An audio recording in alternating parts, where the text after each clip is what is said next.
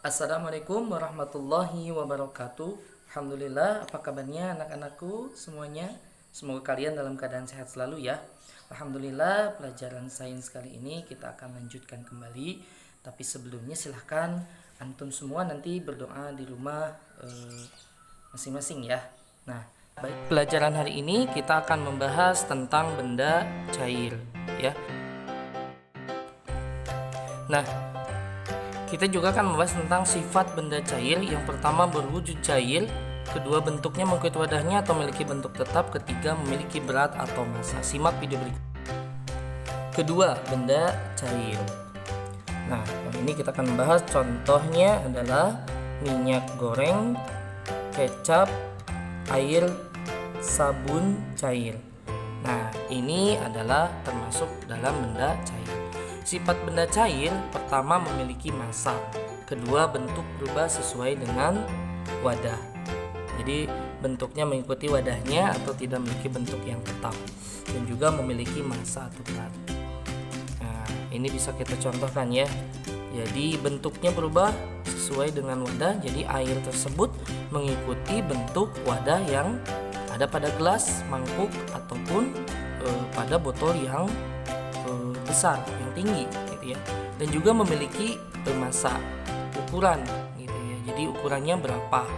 Jadi kemarin di kelas 4 itu sudah dibahas tentang massa jenis air yang disebut dengan volume. Jadi air dalam gelas tersebut atau dalam botol tersebut itu bisa diukur volumenya berapa. Nah, kalau yang di gelas mineral itu sekitar 220 ml itu ya air yang ada di dalamnya gitu, karena ini bisa diukur. Yang ketiga, volume selalu tetap, jadi dapat diukur dan dinyatakan dengan satuan liter ya, atau yang lebih kecilnya itu mililiter. Nah, ini satuannya satuan liter. Nah, ini bisa kita ukur dengan gelas ukur. Keempat, permukaan benda cair yang tenang selalu datar. Contohnya pada water pass yang biasa dipakai di bangunan ya. Jadi permukaan benda cair yang tenang selalu datar ya, untuk mengukur kemiringan biar pas kemiringannya itu ya. Nah, ini biasa digunakan alat-alat ini, water pass ini untuk mengukur kemiringan ya, jadi dengan air gitu. Nah, ini salah satu contoh bendanya ya yang biasa digunakan dalam bangunan ataupun ketika kita ingin mengukur kemiringan suatu bangunan. Nah, berikutnya yang kelima adalah benda cair mengalir ke tempat yang lebih rendah. Ya, benda cair mengalir ke tempat yang lebih rendah. Biasanya kan itu air mengalir dari yang tinggi sampai ke yang rendah. Nah, sama ya, benda cair juga mengalir dari tempat yang lebih rendah gitu ya. Contohnya seperti halnya sungai ya, yang biasa kita jumpai juga. Nah, ini benda cair yang mengalir ke tempat yang lebih rendah ya, sama ya, bisa antum lihat di gambar berikut.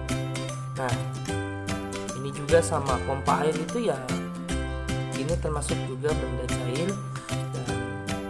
Ini bisa kita pompa, kalau dari tempat yang rendah itu bisa kita pompa sehingga airnya itu dapat dialirkan ya, dari tempat yang rendah ke tempat yang tinggi. Keenam, air meresap melalui celah-celah sempit ya.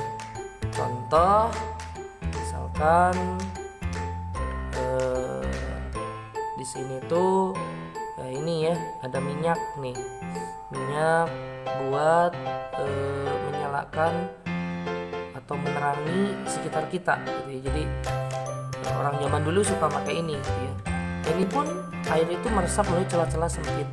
Contohnya sumbu itu bisa nyala apinya karena apa? Karena minyak dari bawah itu meresap ke sela-sela yang sempit gitu. Kompor juga ya, kompor sumbu juga, ataupun juga ketika misalkan di tembok kita itu basah, itu pun air mengalir ke celah-celah yang sempit. Nah, jadi Jadi proses airnya tuh ya sama gitu ya, air turun dari atas kemudian menyerap ke bawah. Nah dari bawah tuh diserap oleh akar sehingga akar itu akan menyerap air sampai ke atas. Nah, itu secara ilmu sainsnya begitu ya. Jadi peristiwa meresapnya zat cair pada celah-celah sempit disebut kapilaritas ya. Jadi air itu dapat meresap ke celah-celah yang sempit. Ketujuh, benda cair menekan ke segala arah. 8, benda cair melarutkan zat tertentu. Nah ini ya, benda cair menekan ke segala arah.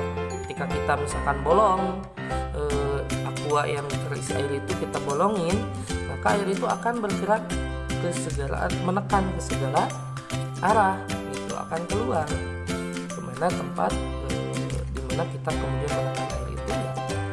Kalaupun tidak dilubangi, misalkannya satu lubang itu kita tekan, maka air itu akan ya, muncrat ke atas gitu ya. Tapi kalau kita bolongin ya, air itu akan keluar dari celah-celah yang sudah kita bolongin tadi gitu ya.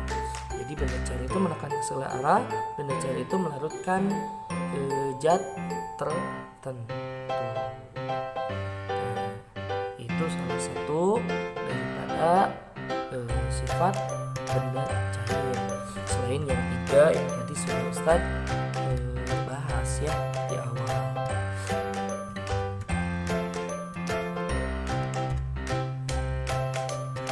Nah, termasuk juga ini benda cair melarutkan zat tertentu.